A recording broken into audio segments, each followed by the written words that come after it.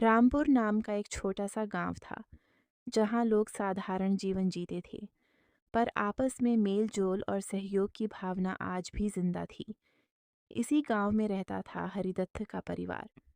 हरिदत्त, उसकी पत्नी शांति, दो बेटे मोहन और राकेश और एक बेटी गुड़िया। हरिदत्त मेहनती था, पर उसकी एक आदत पूरे गांव में मशहूर थी: उधार मांगना। गांव की सुबह हमेशा की तरह शांत थी।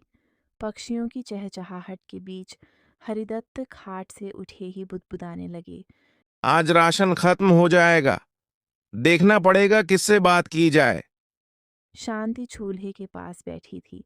उसने धीमी आवाज में कहा, हर बार किसी न किसी से मांगना ठीक नहीं लगता। कल ही तो लाला जी से लिया था। अरे शांति, चिंता क्यों करती हो? गांव अपना है। मुश्किल में काम ना आए तो रिश्ते किस काम के। हरिदत्त ने हाथ झटकते हुए कहा। मोहन स्कूल जाने की तैयारी कर रहा था। उसने माँ से पूछा। माँ, आज टिफिन में क्या है? शांति ने झेंपते हुए कहा। आज खाली रोटी है बेटा। दुकान से कुछ उधार ले आना पड़ेगा। ठीक है माँ।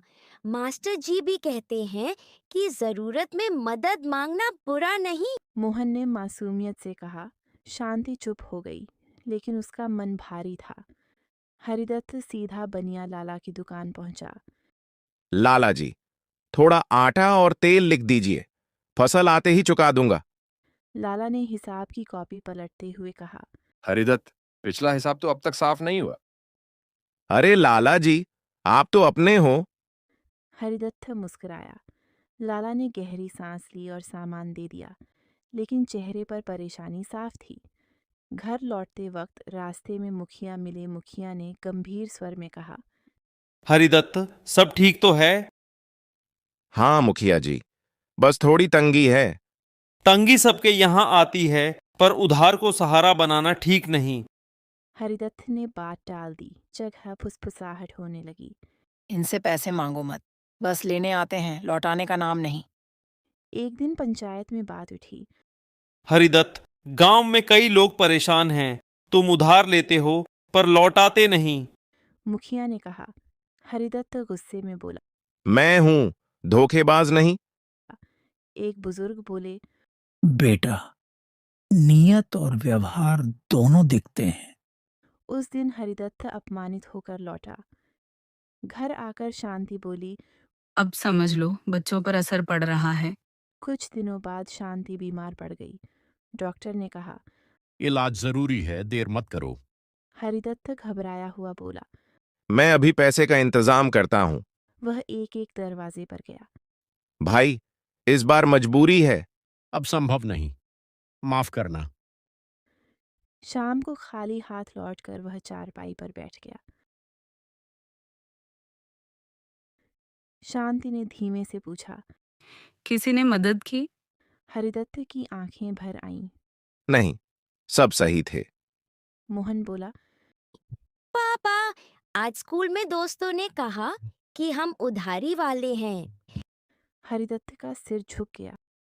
मेरी गलती है बेटा, मैंने तुम्हें भी यही सिखाया। उस रात हरिदत्त सो नहीं पाया। अगले दिन वह मुखिया के पास गया। मैंने लोगों का भरोसा तोड़ दिया, अब सुधारना होगा, उसने खुद से कहा। मुझे एक मौका दीजिए, मैं मेहनत करूंगा और सब चुकाऊंगा। मुखिया ने कहा। मेहनत सच्ची हो तो रास्ता खुद बन जाता है। हरिदत्त ने खेत में दोगुनी मेहनत की, मजदूरी की, रात में ईंट भट्ठे पर काम किया। शांति ने सिलाई शुरू की। धीरे धीरे वह हर घर गया। लाला ने मुस्कुराकर कहा। आज तुम्हें देखकर अच्छा लगा। जिस दिन आखिरी उधार चुकाया गया, मुखिया ने कहा। आज तुमने उधार नहीं, इज्जत वापस ली है। हरिदत्त ने बच्चों से कहा। याद रखना, जरूरत में उधार लिया जा सकता है, लेकिन उसे आदत मत बनाना। उस दिन से हरिदत्त का परिवार सादा लेकिन सम्मानजनक जीवन जीने लगा।